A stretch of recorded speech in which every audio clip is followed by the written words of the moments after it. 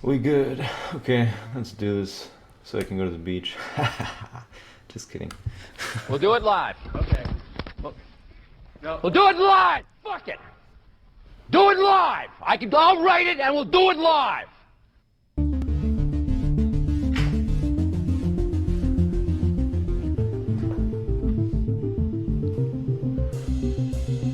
Hello, this is Dylan Moore and Nima Majur of iRead TV coming to you today. We are doing it live. It is January 25th, 2023. It's a Wednesday.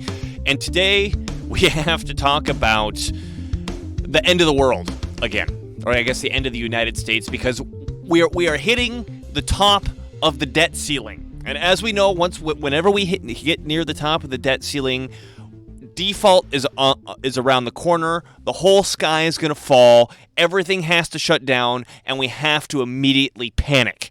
So we wanted to take some time today to, maybe we'll do our own form of panic here.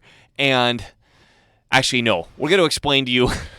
We're going to explain to you why this is an entire freaking circus goof show that is a complete distraction, which, I mean, in my humble opinion here, it's designed to get the left and the right to fight over an issue that doesn't exist, but hopefully we'll get to that by the time we get to the end of the show. We got to lay a few premise points here so you even understand what we're talking about, which is which is essentially that the debt ceiling is a completely arbitrary notion that no other country on earth has, and that does absolutely nothing other than give Congress the ability to fight over nothing and to get everybody supporting them fighting over nothing. Nima, do you feel that that's a accurate description of the debt ceiling? Yes, because whenever people in Congress fight about the debt and about spending, it's always very abstract. It's just, oh no, we have hit this number, it's so bad, and oh no, we have so and so much deficit, that's bad. When the actual fight should be over the spending bills that get passed. Oh no, we're spending money on this and that. That's where you can have the fight. But when the spending bills have been decided, then there's no point in looking, oh my god, look, the numbers are going up. We passed a spending bill that makes the numbers go up. And now the numbers have gone up. Oh my god. It's very... The numbers are bad! The numbers! Yeah, it's very detached from any actual discussion about substantive matters. Well, and we're going to get into the substantive matters here, but before we even do that, let's just define debt ceiling, define national debt, and define deficit, because we're going to be using these three words, and they're not the same thing. And they often get conflated with each other. Can you tell us what each of those things are? Yeah, so the national debt is basically all the money that the government has spent and not taxed away from the private sector. So if you go back to our origin story of the fiat money economy, how does it all start? If, let's say I'm a general, I want to occupy a territory, and or let's say I'm the leader of a group of generals. I want to occupy a territory, and I tell them, here, I'm going to pay you Nima bucks so that you can go conquer this territory. And then they'll tell me, what do I do with Nima bucks? Nobody accepts those. Then I'll tell them, well, I will tax the occupied population in those Nima bucks. So now those Nima bucks will have value once I pay you. A bunch of people will need that money from you, so they will provide services, they'll sell you goods, they'll do all kinds of things. So basically, let's say I spend 10,000 Nima bucks on my generals, and I tax 1,000 of that out of existence, and 9,000 of those Nima bucks remain in the private sector. That's the total deficit, that's the total debt basically accumulated in this very simplistic economy that I just laid out. So to reiterate, it's money spent into the system minus money taxed back. That's the total debt, in quotes, that the system has. Yeah, it's all held by the private sector. So this is all the wealth of the private sector in the economy. I mean, some of that is held by foreign actors, by the foreign governments or foreign private sector But the vast majority of it is held by Americans in the United States. So it's the savings, the net savings of the private sector, of the U.S. economy. That's the totality of the U.S. national debt. Well, and then I think it's worth pointing this out again, because we point this out all the time. Minus that which is held by the Fed, obviously. So yeah. When the word debt is scary, right? Because we say, oh, you have a debt. And when you and I have a debt, that's scary because, oh my God, we got to pay this debt or something bad is going to happen. And in order for you or I to pay that debt, we have to go get that money somehow. We got to work for it or steal it or whatever, right? The government doesn't have that problem. And this is the, I think kind of the main thing you got to wrap your mind around in order for what we're saying to make any sense, is that because the government, we're talking about the federal government here, has the monopoly on the issuance of currency, and I don't think that's disputed. The federal government has the monopoly on the issuance of currency. In order for them to have anything to tax, they have to spend it first. Because there's, particularly from the right, oh, the government doesn't have any of its own money, it has to tax it from the people in order to spend it. Well, where did the people get that money in the first place? What is money? Well, not to get into a barter theory versus credit theory, historical look right now. Lots of other episodes. Yeah, we've talked about that in a lot of other episodes, but I mean, a dollar, well, okay, we're in a fiat system right now where it's just pieces of paper and digital prints on computer screens. The government creates those out of nothing. So in order for us to have them in the first place, the government had to create them first. So here's first myth destroyed. The government taxes, then spends. Incorrect. The government spends, then taxes, and whatever's left in the system is the money that the private economy gets to use. And as Nima pointed out, the term that gets applied to that is called the national debt. Yeah, I mean, the money that remains in the private sector, the government just chooses to sell people bonds so they can earn some interest on that money. They didn't have to do that. There's no systemic necessity to do that.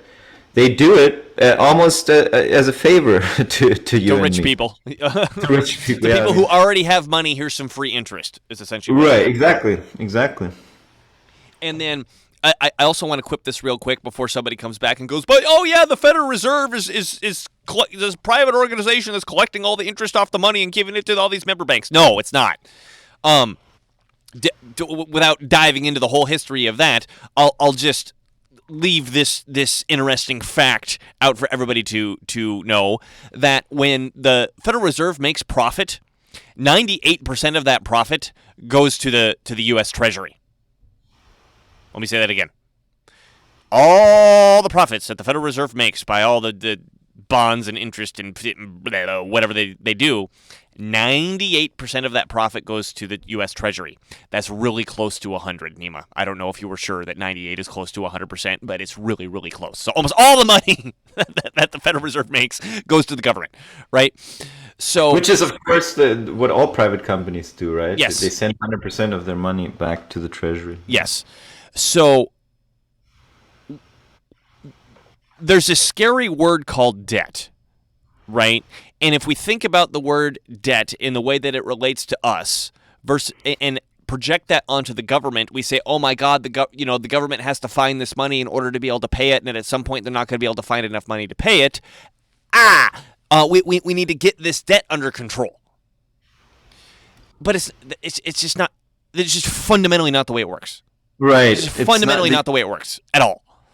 This kind of lingo may be applicable in countries that have borrowed money in a currency that they can't create. Like Venezuela? Like the whole Eurozone? Yeah. Like Hungary, like Russia at one point. So there's been debt crises, sovereign debt crises throughout history. But they would always revolve around debts that were incurred in a currency that the government of the country cannot produce. So that is not what's happening in the U.S. But then people say, oh, but China has... No, China has not loaned us any yuans or whatever. China has just chosen to buy some of those treasuries because they accumulated U.S. dollars From a due to trade their surplus. from their export surpluses. I would, So they park that money in interest-bearing securities. That's all. There's no obligation on the part of the U.S. to pay any money beyond what they pay to every bondholder. There's no, oh my God, what if the Chinese call in the loans? I still get that from some people. Something they can't call in. It's a treasury security. It's going to roll over when it matures, and whenever that happens, which happens every year. Actually, by the way, I don't know if we've talked about this, but every year the U.S. government pays off something like $80 trillion in debt. It's just that they also issue new debt at the same time.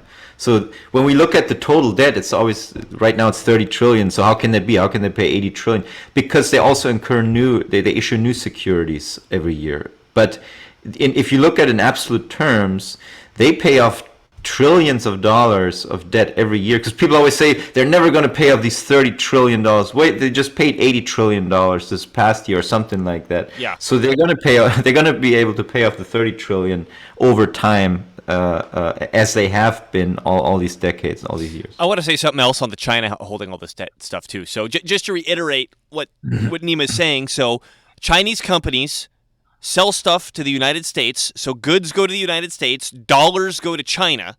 Either, I guess, the companies hold it, or they go to their own central bank and say, hey, give us yuan for these dollars so we could spend money locally, right?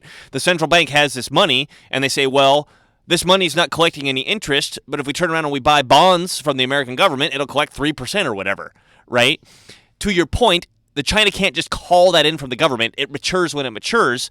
But if they wanted to switch from treasuries to reserves on the open market, they could sell those treasuries, but they have so many of them, they would be completely shooting themselves in the foot because they would totally destroy the value of their own investment by selling too much into the market, right? I mean, in fact, it wouldn't matter. It wouldn't matter much. I mean, they hold, I don't know, 2 trillion or so. The total is now 31 trillion or something like that. Yeah. I don't think it would even matter much. Plus, Okay, they would have cash again that they have to do something with. So I turn around to buy bonds with it. Yeah. What's the point of that whole? I mean, every day these kinds of transactions happen all the time. Somebody has to retire, sells out a bunch of bonds. Somebody else needs to buy. That's why I was pointing out that even the U.S. government themselves, they retire something like 80 trillion in total debt securities every year. So it's actually the biggest, most liquid market in the world. So you'll always be able to sell and buy at the current market price, most likely. If there's a big sell order, then yeah, maybe it's going to cause a blip on the market, but I don't think it'll have any significant impact. And just again to reiterate this, the government, the federal government, has no financial or economic factor that stops it from either printing this money or paying these bonds.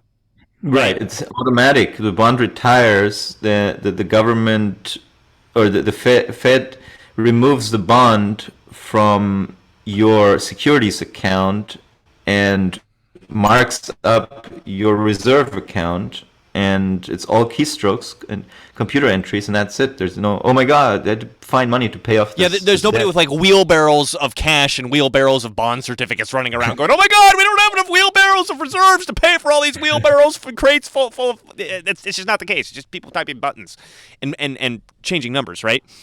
One word we haven't defined yet, deficit. So we got national debt. We've got national debt. What the hell was the third? Deficit. There was a third word. What was the third word I said? The ceiling. I think there we go. You said you want to define the ceiling. Okay. Well, the deficit is the net addition to the debt in any given period.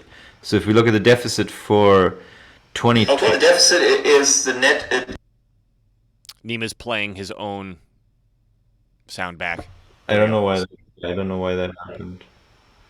I don't know why it suddenly started just playing. Gnomes. Anyway,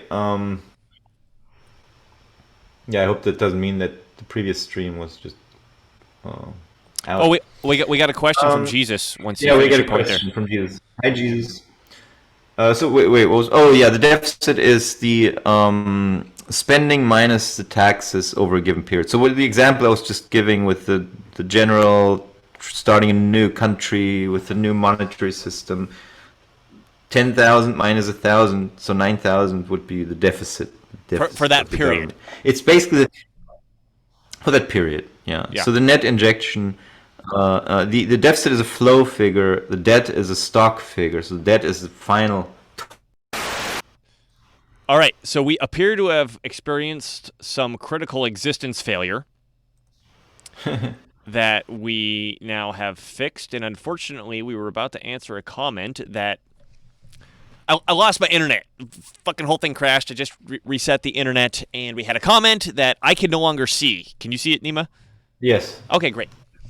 So, what were we talking? I mean, we'll cut this for the actual recorded version out, so it's not so ridiculous. But what the hell were we talking about before we lost the internet? Just the process of when a foreign government accumulates the U.S. Treasury bonds, what that means to the U.S. It's not foreign indebtedness, which is when a country borrows foreign currency to jumpstart their economy. Mm-hmm. But it's rather the opposite. It's U.S. Currency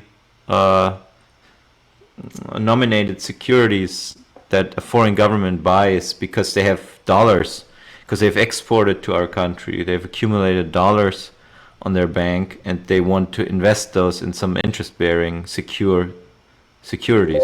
So that's all there is to it, really. Mm-hmm. And then somebody asked us, doesn't China buying U.S. bonds weaken their currency, allowing Americans to purchase more Chinese goods, therefore creating employment in China, or what Trump called currency manipulation?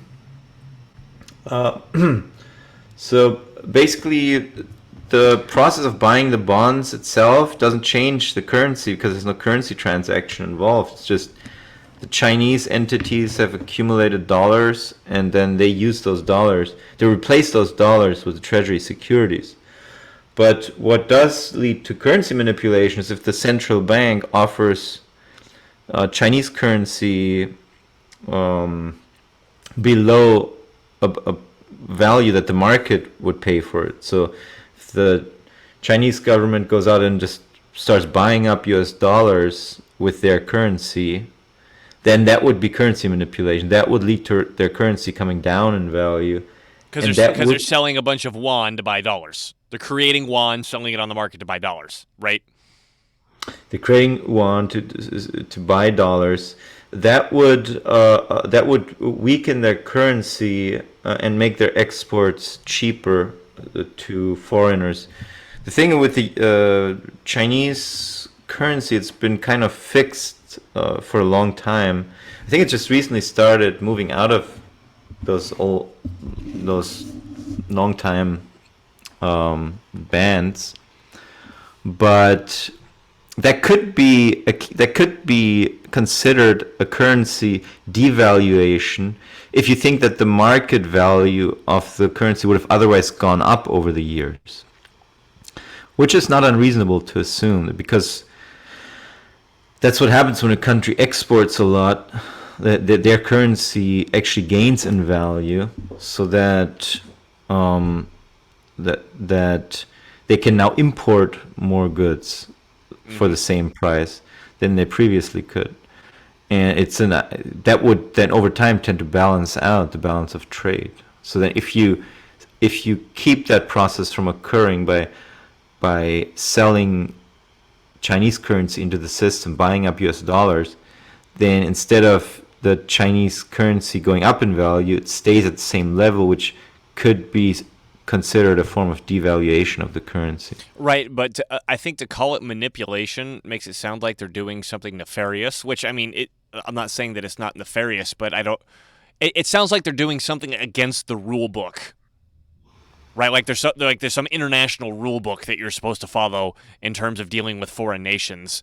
And if you've got a central bank that can print currency and you have a national policy that says we want cheap currency in order to encourage exports, then I don't really see why they shouldn't do that if that's what they want to do.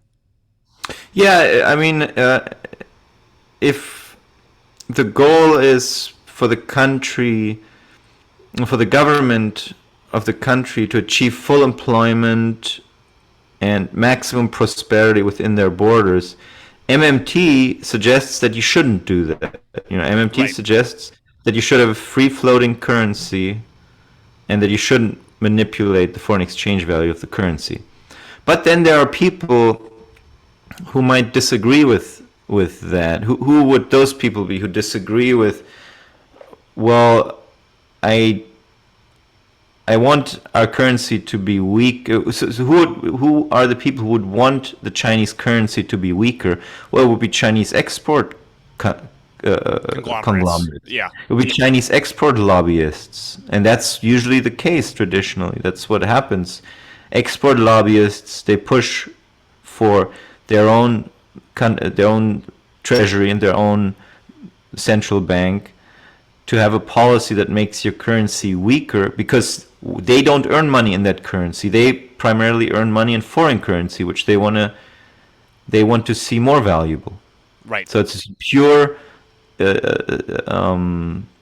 pure Political. selfish Yeah. political economic motivation that is then reflected if they're successful in their lobbying work, and if they are successful reaching powerful people, maybe giving them a cut, etc. Then yeah, that's what happens. Well, and then to add to that, let's say you're the CCP, the Chinese Communist Party, and you say, well, our national platform is to industrialize as rapidly as possible and take all these peasants out in the farms and get them in the cities and working in industrial capacity.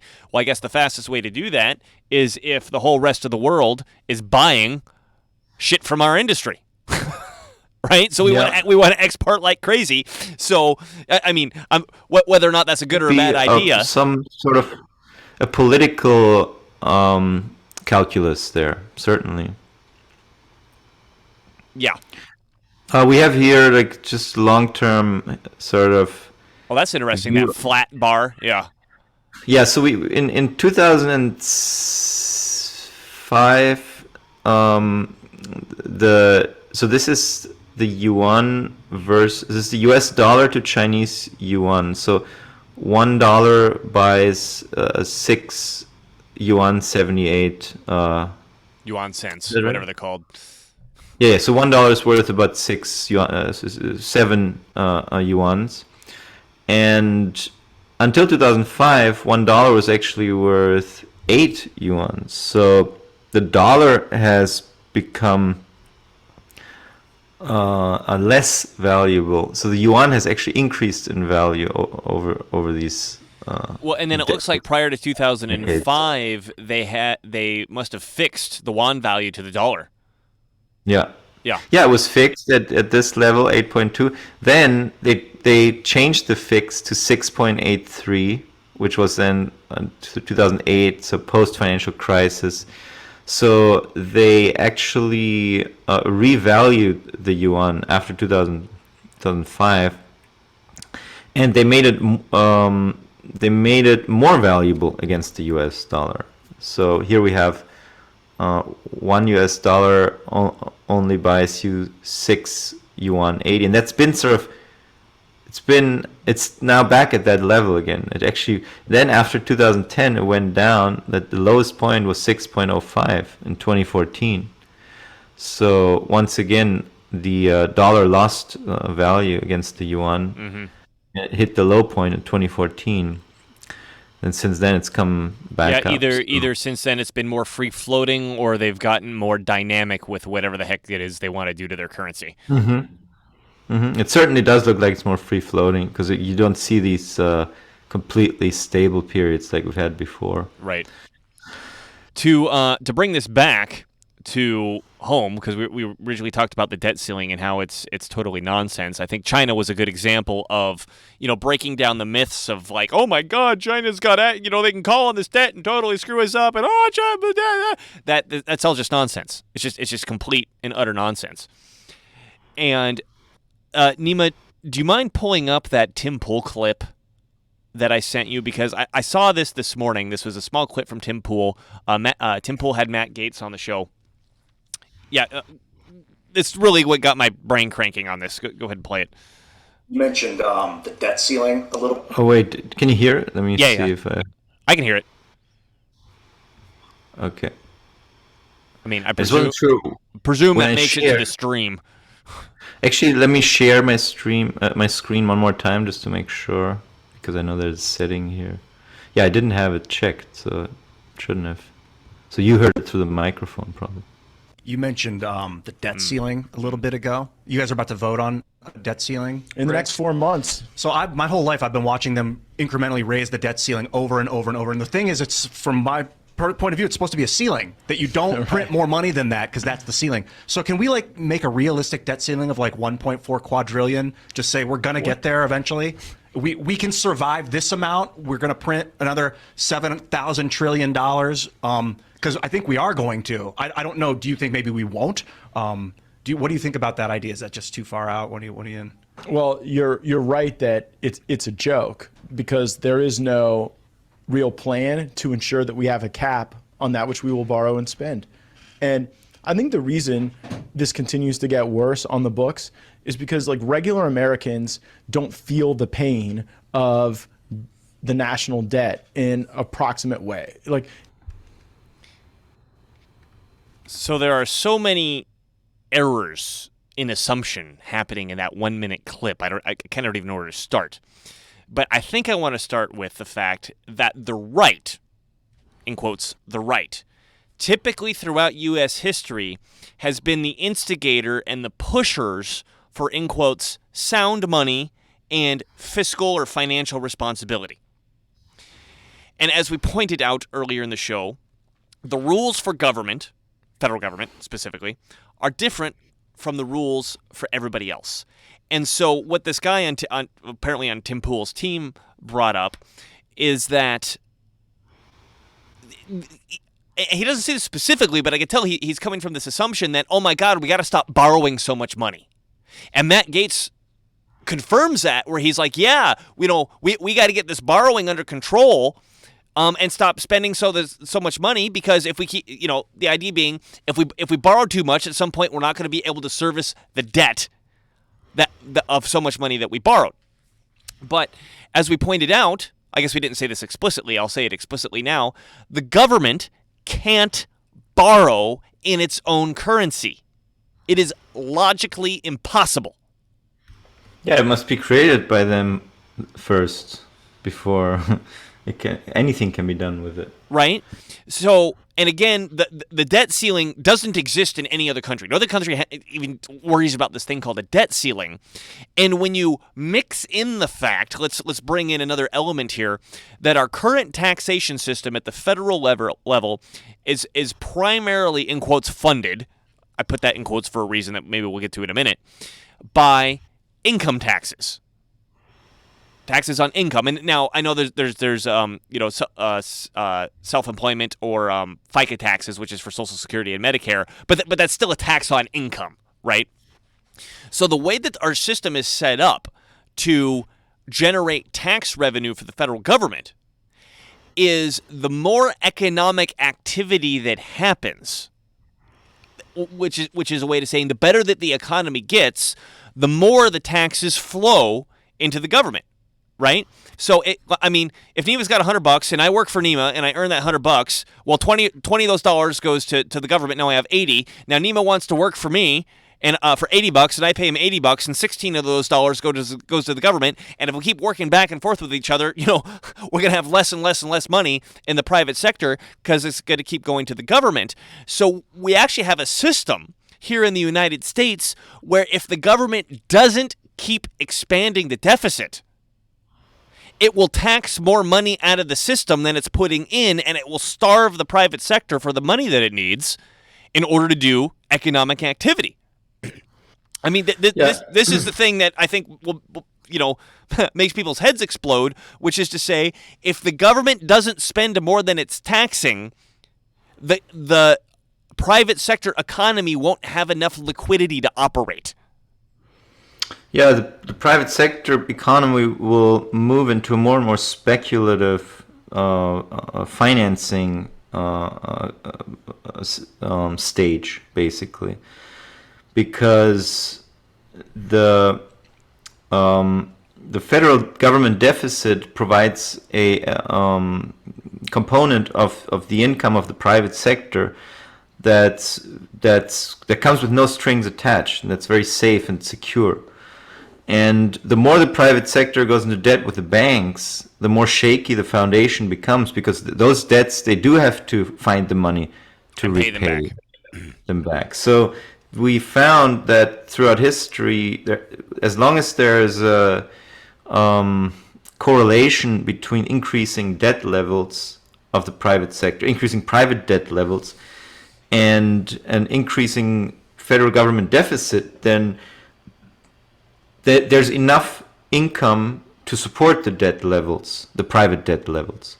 But if the federal government moves towards a balanced budget or even a surplus, then that kind of pulls the rug from underneath the private sector. And at one point, we reach a speculative, we reach a Ponzi stage of financing, which is very risky, and it's just some news that are not stellar and excellent can cause all kinds of havoc in the private sector. Right. Well, and then just to kind of look at that math briefly, the things that people are typically worried about with the debt ceiling getting too high, not being able to service the debt, like you just said, actually applies to the banking system, right? Because if the banking system loans out $100 and they have to collect 110 in interest, well, the people who get lent out that money have to scramble around and pay the money back.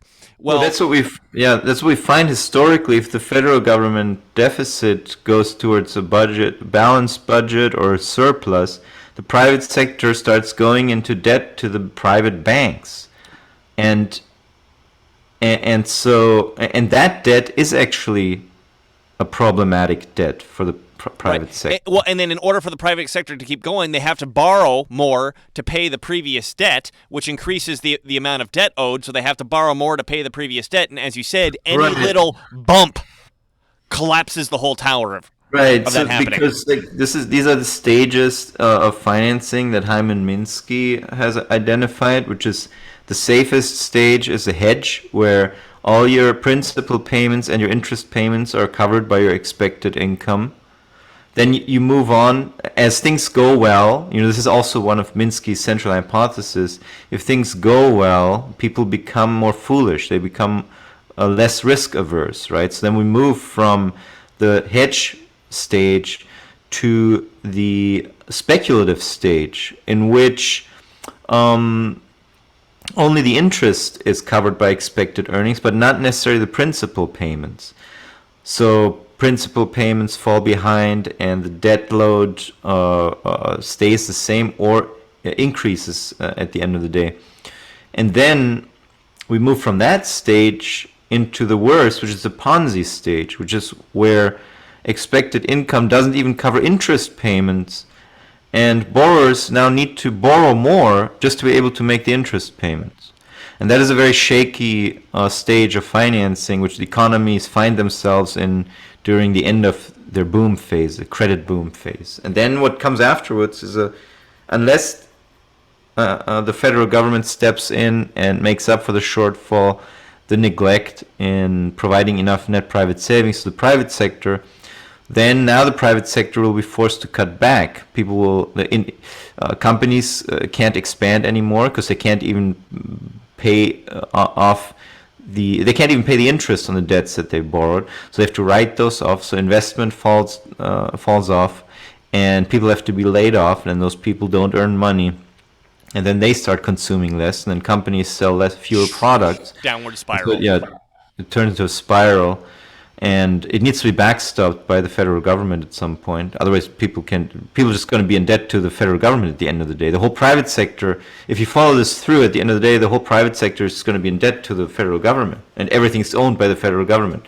That would be the final conclusion of letting because there's more taxes owed than money available. Right. Yeah. Right. Letting the invisible hand figure it all out. So that was just a little detour about Minsky's. Well, and state I think you brought up a of really interesting point, and this freaks out the invisible hand proponents, is that the federal government has to provide injection into the system in order to prevent the Ponzi scheme from collapsing.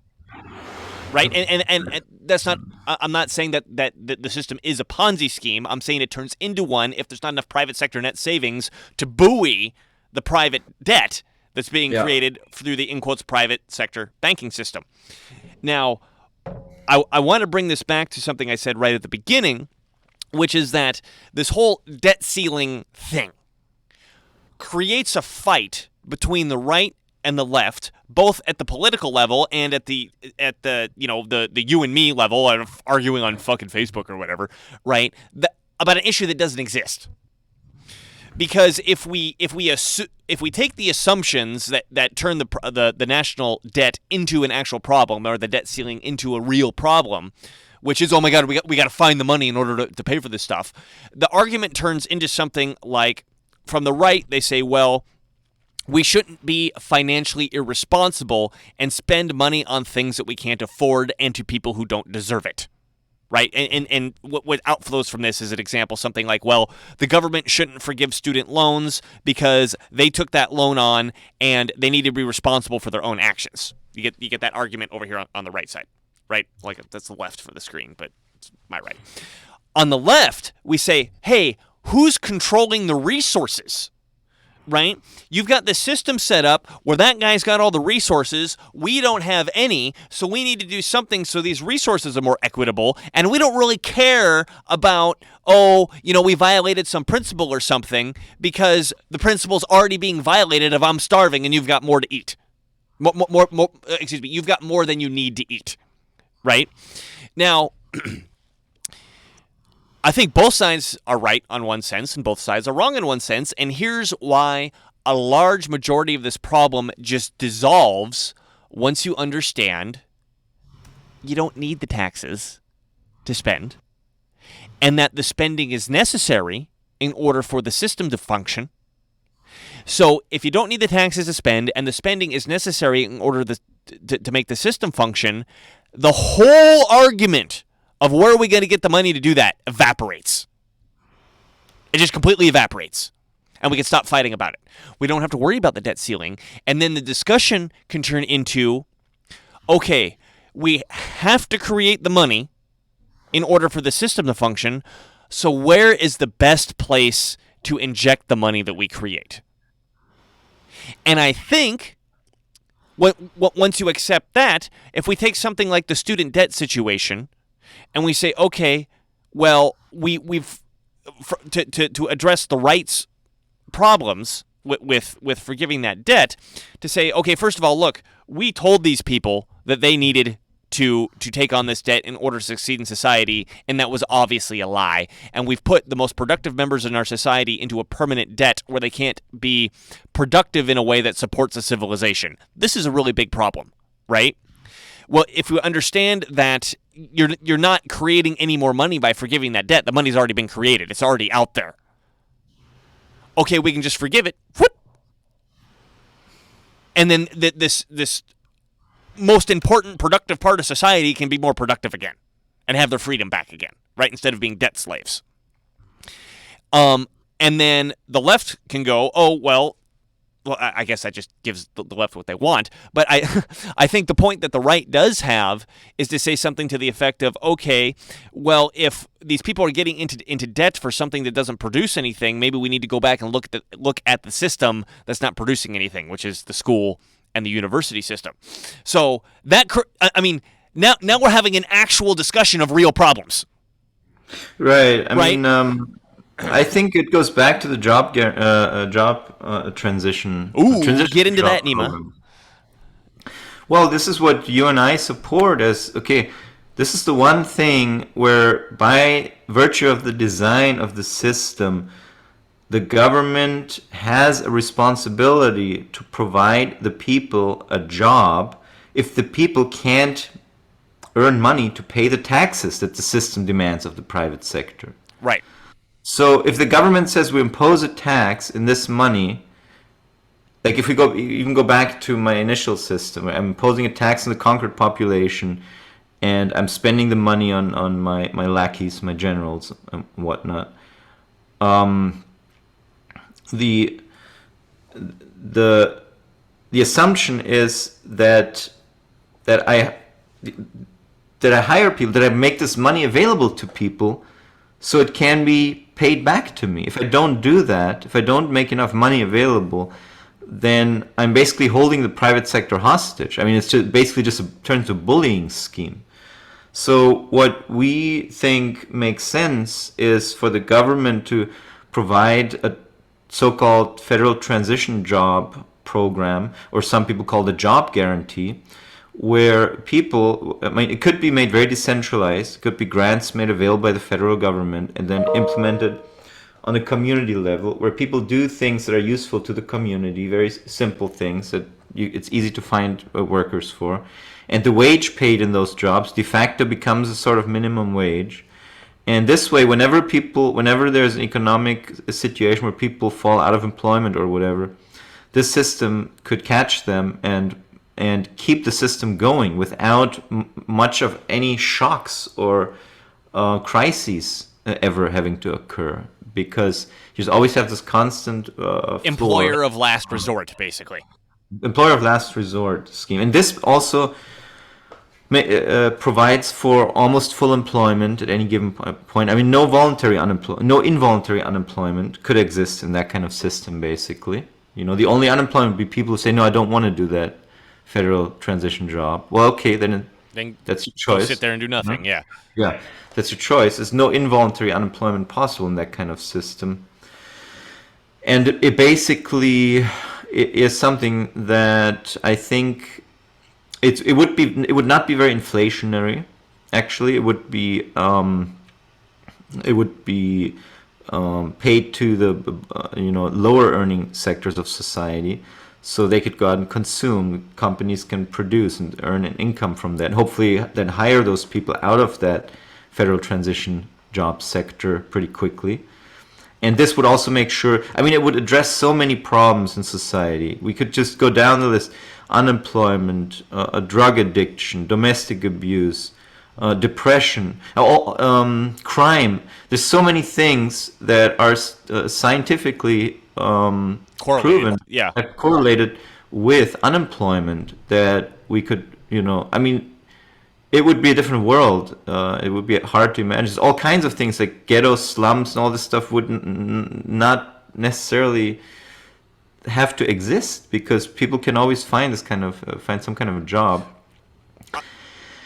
And so, yeah, that's what I think a federal transition job program would solve a lot of these problems very, very easily and very from the ground up. And I wanted to emphasize one of the things that you brought up, which is the private sector being to hire out these people. So if we want to talk about a real invisible hand here, let's talk about this one. It's not really invisible because I'm going to describe it very specifically. Is that, let's say, just at a local level, some small town or some small city out somewhere in America, right? They, for whatever reason, come into economic hard times, whether it's national or local or something. And there's other factors that are part of this, but one of the biggest factors is the fact that there's not enough money to go around to pay for everything. So if a business owner, let's say a restaurant or a cafe, for example, is open, they say, well, we need to have a certain capacity met in order to pay our bills, right? And if we're at 50% capacity, we're selling, 50% of the cups of coffee that we can actually sell if we were working full time, then we're going to close. If we get 70, we're breaking even. If we hit 80 or more, we're making money, right? Well, if there's not enough money in the system for people to buy cups of coffee and it goes below that 70, then the place closes. and then those people become unemployed. Now, if there's this federal transition job to catch those people and say, okay, you're going to start working for $15 an hour, and where that $15 an hour comes from isn't within the local system. It gets injected from nowhere from the federal government, which increases the amount of money in the local system. So those people can say, hey, I got enough money to go buy a cup of coffee, right? And then because there's enough money in the system that people can continue to consume the goods and get the production above a certain level. Okay, we're back up to 70, we're breaking even, we're at 80, we're doing good, we're at 90. I need to hire some more people. Now I can afford to pay more money than the federal transition job to hire that guy out of the federal transition job, and then what happens? That money injection stops.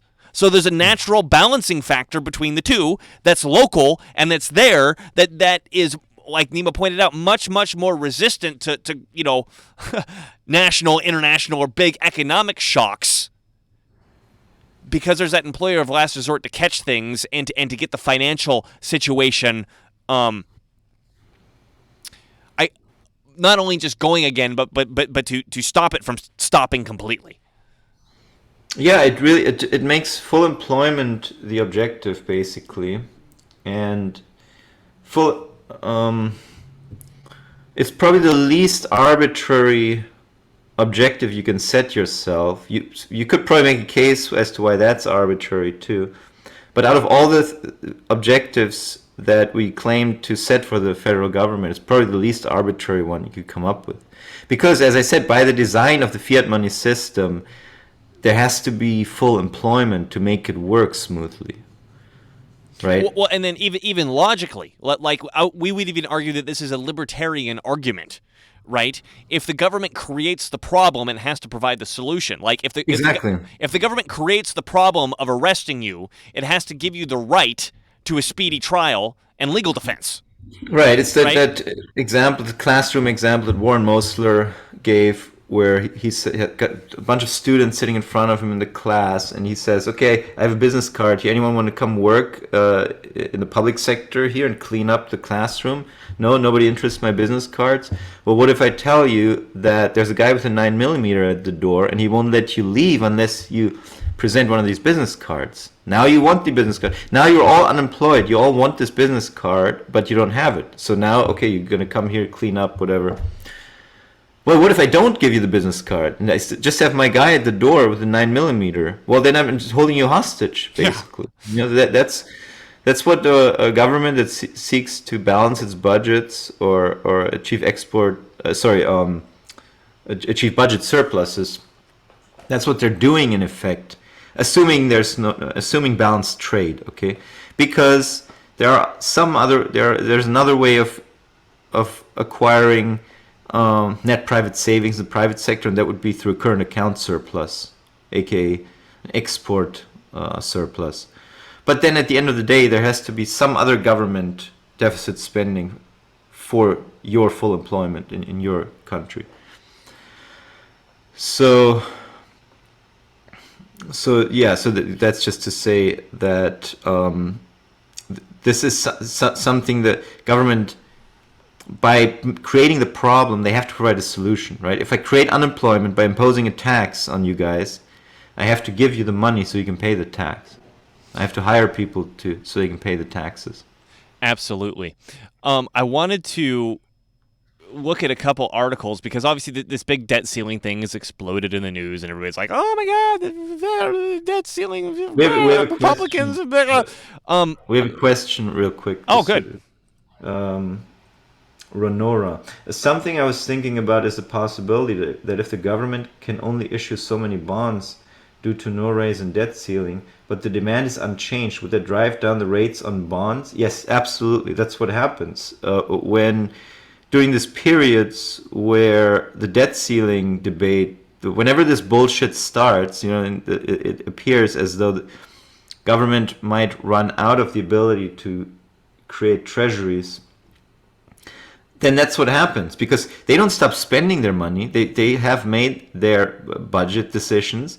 They are creating money on the regular to fund their expenditures. And so what they're doing here is when they are not allowed to issue new treasury securities, they still continue spending money into the system, but they're not soaking that money up through treasury issues. So what happens then is that money goes chasing for existing treasury securities, and that has the effect of driving the bond rates down. And I think that's also what we observe oftentimes during this kind of theater, is that and the banks start having excess reserves, by the way, which curtails their ability to make new loans. So that's another side effect of all of this debt ceiling and temporary stop of issuing new treasury securities. Basically, the banks' excess reserves swell up, which, due to their leverage ratio calculations, makes it harder for them to make new loans. And a lot of these excess reserves go chasing treasury securities, driving down the interests on treasury securities. And she adds, also have to consider SLR regulations. I don't know what those are. Yeah, that's a supplementary leverage ratio. That's exactly, I think, what I was just talking about, which is when the excess reserves swell up on the bank's accounts, these reserves are counted as loans, as if they're the same as loans, even though they're absolutely safe and secure. They're never going to default on those, so they should not be counted as those. And actually, during the lockdowns, during the 2020s, 2021s, for a period, they did ease up on those SLR regulations, but they're now, from what I understand, they're now back in full force. So stupid regulations are back in full force now. So as long as this kind of stuff goes on, and some banks might run into problems if they hit their leverage ratio maximums or minimums, or however it's calculated, they might run into trouble making plain routine loans that they would have otherwise made. Mm-hmm. I'm going to try sharing my screen here again just to see if it works. I've had problems sharing my screen in the past, and maybe it's going to work this time. Let's see. Nope. It just froze the screen up. All right. I'll unshare this. So I wanted to look at a couple articles that I found, not because they're necessarily interesting, but the noise that gets created. I wanted to show examples of these arguments going back and forth, and this craziness going back and forth about issues that just don't fucking exist. So I've got this article pulled up from this is the War Room from Steve Bannon. And I guess he had this guy named David Bratt, who's the that's a funny last name, David Bratt, and he's the dean at the Liberty University School of Business. And the title of the article here is Dave Bratt on the United States debt ceiling. Everybody knows we're gonna default. Ah! Right. First of all, the only reason for default, as we just pointed out, it would be a political decision. It has nothing to do with, oh, we ran out of money, or, oh my God, the finances don't work out, or we didn't tax enough. We didn't buy. It's just all entirely nonsense. And if you scroll down a little bit, Nemo, he then I mean, not gonna watch the video. Scroll back up so I can read the text there a little bit. Yeah, they're good. So just to, there's a little blurb here about what's in the video. Is it says, Dave Bratt, former congressman and professor of business and economics, talks to host Steve Bannon about the financial crisis. Big term there. Financial crisis caused by out-of-control federal spending. More emotionally loaded words. And he quotes David Bratt saying, the left is supposed to have feelings and care about children. Every kid is $125,000 in debt when they're born. Every worker is $250,000 in debt right now. And they're talking about a financial crisis? Hell, folks, we are there. Okay, you see this? Left and, hey, left, let's fight about this. Nobody's in debt. Well, there's nobody in debt. Right. So every worker has $250,000 in savings right now. Yeah, it's the opposite. It's the opposite, right? It's not that they owe. It's that this money is sitting on bank accounts in the country. And yes, the U.S.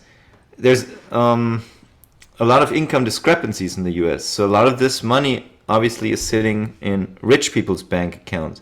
But if you want to play this game of divvying it up throughout the entire population, then it's the private sector's net savings that constitutes the total debt. It's not their debt.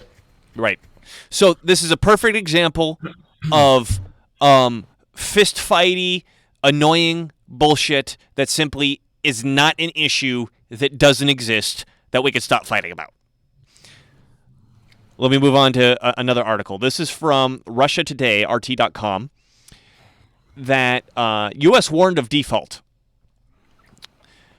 The Treasury Secretary says a debt limit hike is badly needed. Now, this one's interesting because this is all technically true.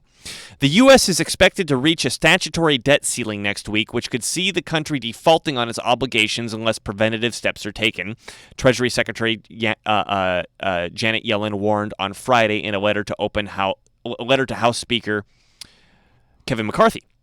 Once, this is in quotes from the letter, once the limit is reached, or in quotes from something, once the limit is reached, Treasury will need to start taking certain extraordinary measures to prevent the United States from defaulting on its obligations, Yellen wrote. She noted, however, that these measures will only go as far as to give Congress time to negotiate and pass a debt limit hike, most likely until early June. So here's what's insidious about this article is that it's technically true, right? Is that the Federal Reserve, because it's completely beholden to Congress and the laws of Congress, can only act within the sphere that Congress allows it to. And if Congress arbitrarily says there's a debt ceiling, then the Federal Reserve, or excuse me, the Treasury Secretary has got a problem on her hands, right? Because she's got to work within the realm that's given to her.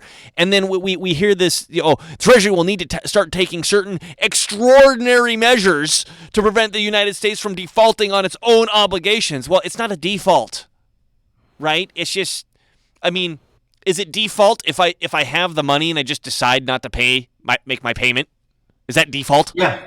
Yeah, so that would be the only possible way to default was to choose to not pay the money, not for any reasons of ability to pay or whatever, but they would just choose to stop paying. Right. That's the only way the U.S. could ever default on its debt, quote unquote. Right. So here's another perfect example of a bullshit problem that's not real. I mean, the government makes it real because they act like it's real, and they have these big arguments and jump up and down, and the Republicans are in charge, and we're going to debt ceiling, the Biden, we're not going to let the Republicans ruin the. It's all horseshit. They can just stop arguing about this. I've got another one from Zero Hedge here. Debt ceiling battle to test GOP resolve under McCarthy. This week, the United States Treasury activated so-called extraordinary measures after the U.S. hit the debt ceiling. This is referring to similar stuff that the previous articles were talking about.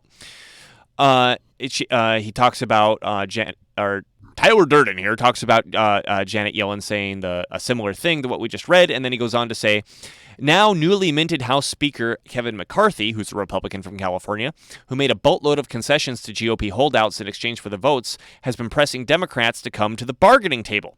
Democrats, meanwhile, have been giving McCarthy the cold shoulder and have characterized several ideas from the Republicans as non-starters, the Hill reports. Republicans are creating a crisis that need not exist. I agree with Representative Brendan Boyle, Democrat from Pennsylvania, on this. Top Democrat of the House Budget Committee is accusing the GOP of playing political games. The impasse has heightened public concern in recent days, particularly as a Treasury Department has begun what it calls, in quotes, extraordinary measures to keep the U.S. government from defaulting on its debt. The standoff comes as House Republicans have ramped up calls to tie spending cuts to any bill raising or suspending the debt limit. So I completely agree with this Democrat saying the Republicans are creating a crisis that need not exist. Now, not that the Democrats don't do it as well when they're the minority in power, right?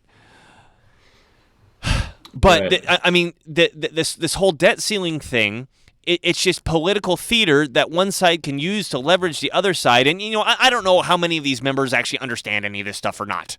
But I think they do understand, at the very least, that the debt ceiling can always be used as a a public awareness tool where they could rile up the public about the debt ceiling in order to try to bring something to the negotiating table.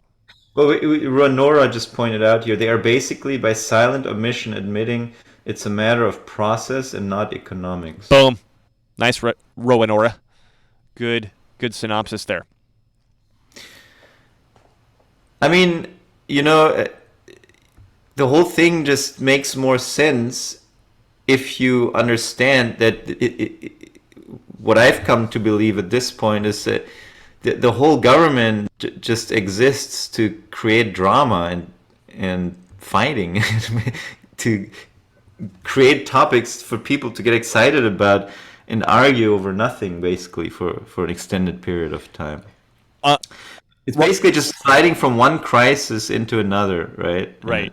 Well, and then we got Ron Paul coming up next year. Are you ready to make fun of Ron Paul, Nima? Yeah. So we got Ron Paul here on InfoWars, writing an article. I don't know for InfoWars, if InfoWars is just posting it from wherever he writes. So this is written by Ron Paul. This week, the U.S. government reached its $31.4 trillion borrowing limit. Oh, the borrowing limit. We already know that's fake. Issue, better known as the debt ceiling. This led to a showdown among House Republicans, President Biden, and the congressional Democrats. House Republicans are demanding that President Biden and Senate Democrats agree to include spending cuts with the debt ceiling increases. However, President Biden and the congressional Democrats are refusing to negotiate with Republicans, rather that they and their allies in the mainstream media are lambasting Republicans for their irresponsibility in seeking to include spending cuts with an increase in the debt ceiling. Ron Paul goes on to say, America's national debt is approximately 122% of the gross domestic product, meaning the government owes more than the population can produce, Nima. Interest payments on the national debt follow in size behind other federal budget big spending areas of Social Security, Medicare, and defense. How are we going to pay for all this interest, Nima? How are we going to do it?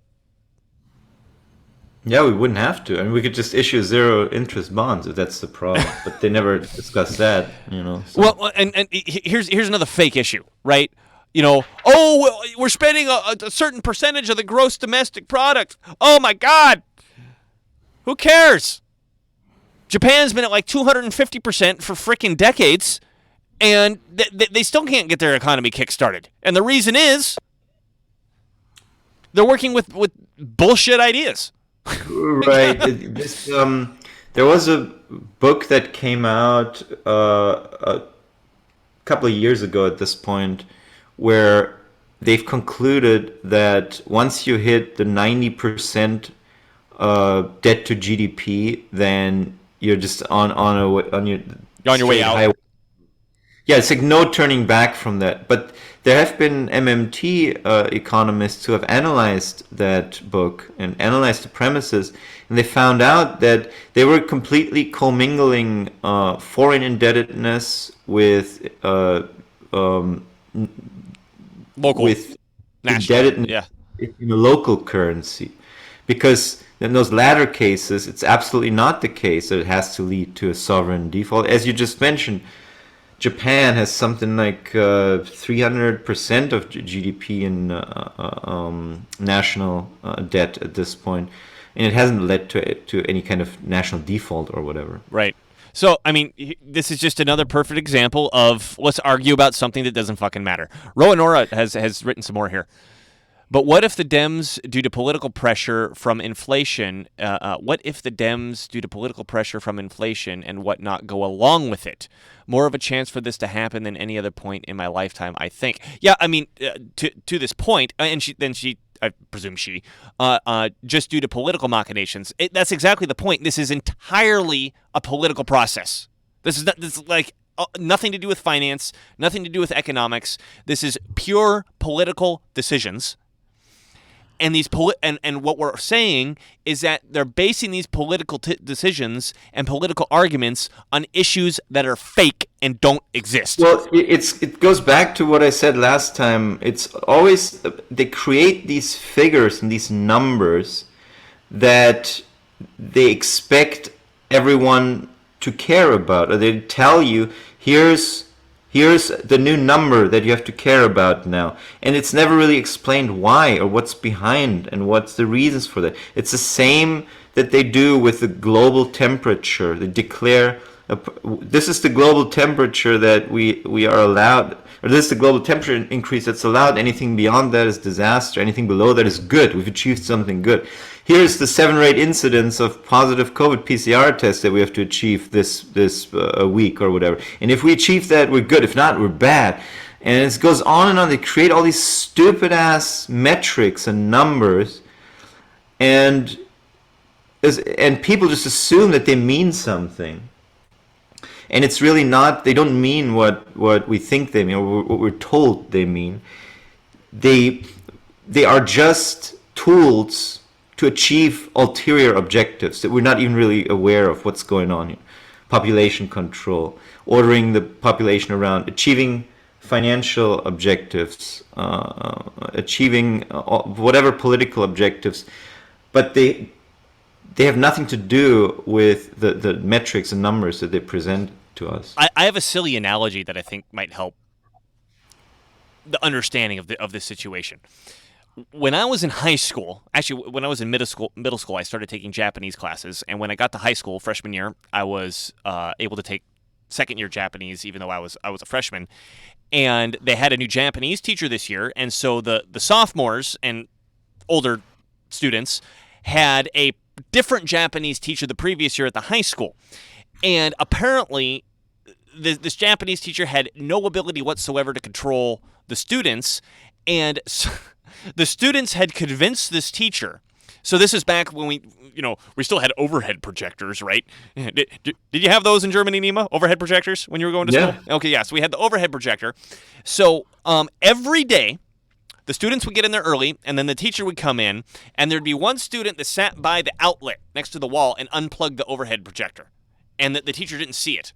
And they had convinced the teacher that in order to get the overhead projector to work, because obviously she's hitting the button, it's not coming on, that she had to walk around it 3 times and blow into the fan to kickstart it. And when she did that, they'd plug in the projector and she'd hit the button and it'd work, right? So here's the question. In order to turn on that projector, do you have to walk around it 3 times and blow into the fan to kickstart it? Well, obviously no, but in this case, yes. Because the students made this fake shit up and controlled the situation that made it real, right? Well, and it's even worse. So with the kinds of scams that the globalist governments run on their people, there's not even a beneficial effect to the things. They ask people to wear masks. They ask people to get experimental risky gene drug injections. They ask people to do all kinds of shit that supposedly does something. You need carbon taxes to change the weather. Yes. So the weather changes. You need to have the interest rates need to go up so we stop inflation, but then the inflation doesn't stop. You never see any of the things that they claim that their measures do. You never actually see any of those materialize. And at that point, it doesn't even matter anymore to them. It's like, oh, well, we've done it now and we're going to continue doing it. We don't need any evidence for it because the theory is all there is, and it's never questioned. It's operating procedure.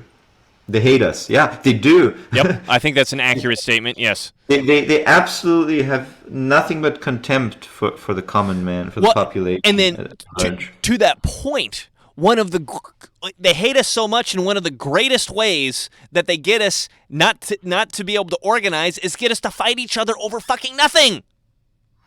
Exactly. That's the conversation we're trying to have here, is that, okay, I mean, not that there wouldn't be stuff for the left and right to fight over if we got this economics issue figured out, but this isn't something that we need to fight over. This is all fake stuff.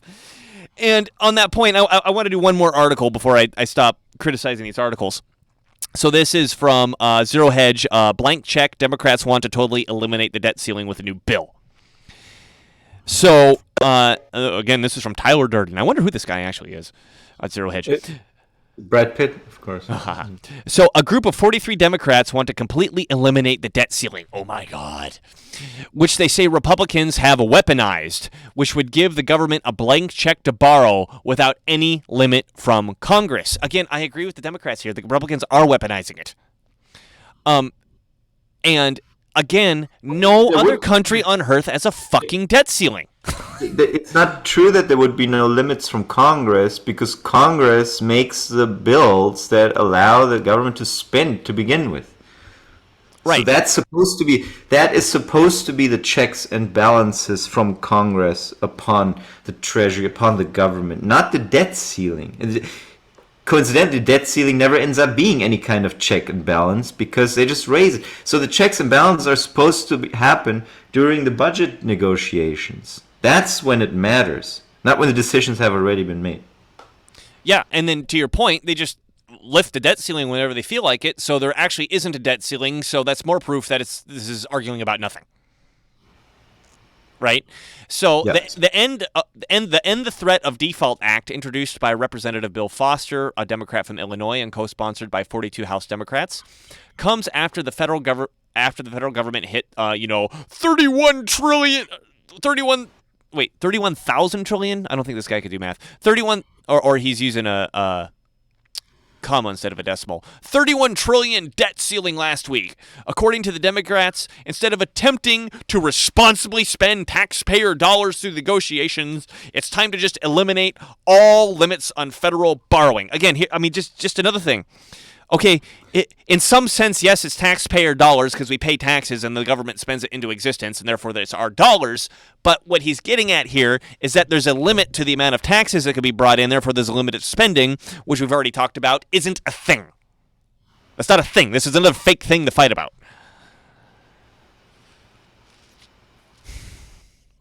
I mean, this goes on, and I mean, I can further criticize it, but that's just, I mean, I don't, that's enough of that. It's just another example of, the whole news sphere gets inflated with this shit that's fake to get us fighting over issues that don't exist. So please, let's learn some MMT. And let me say this too. Like, okay, maybe MMT isn't 100% accurate. And, the more that we look at people like, Colin Roche or Professor Richard Werner, where there's these different economic areas that these different people are approaching the system from, and they're not necessarily MMT people, but they're recognizing that the money gets created from nowhere. They're recognizing that the money gets created from nowhere, and then that has implications different from the neoclassical understanding, which is, we got to tax it in order to spend it because of the barter theory of money. Blah. Right? Yeah, I think it's a good basis of understanding. Doesn't mean it's perfect. No theory is perfect, but I think it's definitely much better than a lot of the common theories that are circulating these days. So, again, going back to the Tim Pool thing, right? Matt Gaetz comes on and just again the number of assumptions that are incorrect that have to be taken for granted in order for that conversation to even happen and make sense. I mean, it's just turtle upon turtle upon turtle upon turtle going all the way down. I mean, if you understand what we understand, you can't even have that conversation because it doesn't even make sense. So, if for some reason somebody from Tim Pool sees this, we want to come on Tim Pool to explain this stuff. We're more than happy to have whoever you want on the show grill our asses. Get Adam Schiff on there for all we care. No, yeah, Adam Schiff. Yeah, I convinced Peter Schiff. That's what I meant to say. Adam Schiff's the fucking mannequin-looking dude from Congress, right? I confused Peter Schiff and Adam Schiff. Peter Schiff is who I meant to say. Have Peter Schiff on there for all we care. We'll happily wrestle with him. We have a new comment. Have you guys ever heard of Jehu, the gold bug Marxist? He says MMT is technically correct, but not true. I want to know what semantic Scott Adams bullshit he uses to say a sentence like that. But I haven't heard of him, but I'd be interested in hearing that. It's technically correct, but not true. The gold bug Marxist. Yeah, I don't know. I don't know about him. Anyway, so I think we've beaten this horse to death, and we'll continue to beat it to death in the future. I wanted to rebeat it to death just because it's just all this noise taking up your brain that's for nothing, that you need to understand that this is for nothing, and you can just fucking ignore it. Right? Was there any other point that you wanted to make, Nemo, before we wrap this up? Well, there was one thing that came up in that conversation that you just posted on Tim Pool, which is, is this just going to keep on increasing, and is this going to keep on rising and rising for eternity, right? And I think it's a valid question to ask. Why is that the case? Why does it have to go up? Why does it have to continue to go up? Why? But then that goes back to, why does economic growth have to continue rising and rising, right? Right. So I was wondering if it might be helpful to look at Carroll Quigley's introduction on. We talk about Carroll Quigley so much, Nima. I just leave the book right here on the table. I don't even put it back on the shelf. Well, this is from Tragedy and Hope, right, where he talks about, the surplus and how the Western economy is based on growth, and if the growth stops, the whole system collapses. It's not just that less gets produced or whatever, but the whole system collapses. No, I think he mentions that in Evolution of Civilizations too. What she essentially says is that nobody has ever considered a stable society that doesn't require growth. Well, that's Tragedy and Hope. I can read it right here. Okay, well, it must be in both then. Yeah, it could be. An economic system does not have to be expansive, that is, constantly increasing its production of wealth. And it might well be possible for people to be completely happy in a non-expansive economic system if they were accustomed to it. In the 20th century, however, the people of our culture have been living under expansive conditions for generations. Their minds are psychologically adjusted to expansion, and they feel deeply frustrated unless they are better off each year than they were the preceding year. The economic system itself has become organized for expansion, and if it does not expand, it tends to collapse. The basic reason for this maladjustment is that investment has become an essential part of the system, and if investment falls off, consumers have insufficient incomes to buy the consumer's goods which are being produced in another part of the system, because part of the flow of purchasing power created by the production of goods was diverted from purchasing the goods it had produced into savings, and all the goods produced could not be sold until those savings came back into the market by being invested. In the system as a whole, everyone sought to improve his own position in the short run, but this jeopardized the functioning of the system in the long run. The contrast here is not merely between the individual and the system, but also between the long run and the short run. So basically, if you produce, if your economy gets to a point where you're producing surpluses, then the question is, who buys those surpluses? If you're just producing surpluses and they ended up not being in any demand and just end up dumped and rotting, then you go out of business. Then you go out of business, or at least your business doesn't grow, right? I mean, you've produced a bunch of stuff, but all the training that went into it, all the expansion of your productive capacity, turns out it was for nothing, and the stuff just ends up rotting. So how do you make sure you have consumers who earn money to buy the excess product? Well, you invest in a new machinery of some type. You hire people to build new machinery, and you pay those people, and then those people now have money that they can use to buy the excess that has already been produced. And then now the machinery that they've produced in and of itself becomes an efficiency improvement, and you generate more surpluses. And so you keep going and going in that kind of economy. But I think that's basically what Carroll Quigley laid out there, that we have become accustomed to expansion. The whole system is based on it. We all hold a lot of us hold stocks in our portfolio. The value of stocks is based on the assumption that those companies will continue producing and selling in the future. And selling So more, growing. selling more in the future, right? So the economy has to keep on growing to facilitate everyone's expectations. And so if that's the case, that means that there has to be more and more borrowing to finance more and more projects. But then in order for that borrowing to remain solid on a solid footing, the federal government has to expand its deficit, or some federal government has to. If you have export, There has to be surplus, enough private sector net savings in Yeah. order to this has to grow along with the overall economic growth. Yeah. Doesn't mean that it just grows as some absolute figure or number, but within the context of overall economic growth, your budget, your government budget, will also continue growing accordingly. Yeah, well, what he just points out there is interesting, that in order for the economy to have enough money to buy the goods that it produces, that money comes from investment, which produces more goods and services.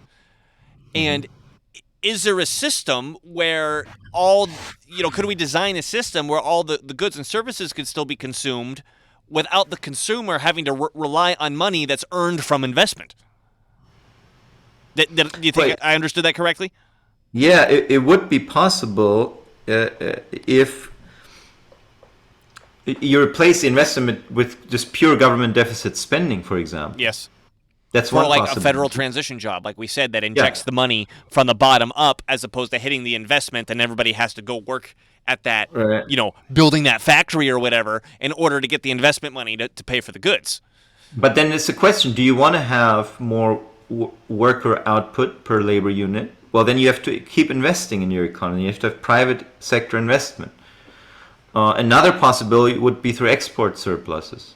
But then again, you're treading water. You're not building up technically, I would say the best thing you can do is build up your own country's capital stock, build up your own country's stock of machinery, computers, training, etc. All the things that you do to improve the output per worker unit. Well, yeah, and then, even with the trade surplus, it's kind of circumventing the issue because somebody is buying those goods and they've got that money from investment because that's how all the systems are set up in the world.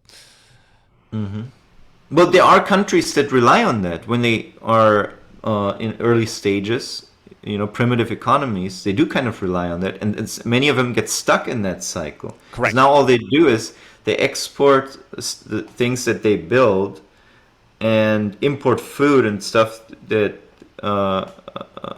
that they need to feed their own people. Which is honestly a But- national security issue for them. Right. Yeah. Dependence, but you're not growing your own economy's capital stock, and so you're not really improving the wealth of your economy, or you're kind of treading water in that scenario. I concur. So yeah, it's a fascinating conversation to say, okay, this is the way that the system is set up, and we've been talking about the way that the system is set up, but we haven't critiqued should it be set up that way. Right. So Yeah. because is it possible to just have an economy that's circular, that always stays the same? Yeah, it would be a pastoral, more simplistic life altogether, right? We all live on the land. But is that what we want? Right, so we want, right. Cool. I'm gonna end it, Nima, unless you got something totally That enlightening to add to the end here. Cool. So play us out. I'll play us out again. Tim Pool, have us on. Let's argue about this. You can find our stuff at ireta.tv. Thank you for listening to this. We'll just keep jumping up and down, harping on the same chord, going, we could have a completely different, much better, productive conversation if we just get a couple economic facts straight. It's just completely different, and it feels so much better. You could stop worrying about the sky is about to fall, whether you're on the left or on the right. It's just, it's so relieving emotionally to be an MMT guy. So yeah, head on over to Ireta TV. Please like, share, subscribe, especially share, because we ask you for $0 on this show. How much money do we ask everybody for, Nima? $0. Nothing. You go- We ask you for nothing. We're probably the one show that you listen to that isn't constantly fucking begging you for money or advertising something. So the least you can do to help us is share us around if you like what you're hearing and you think other people should hear it. And we would really appreciate that. So this has been Dylan Moore and Nima Majur of iRead It TV. We've been doing it live. Thank you for watching, and we'll see you next time.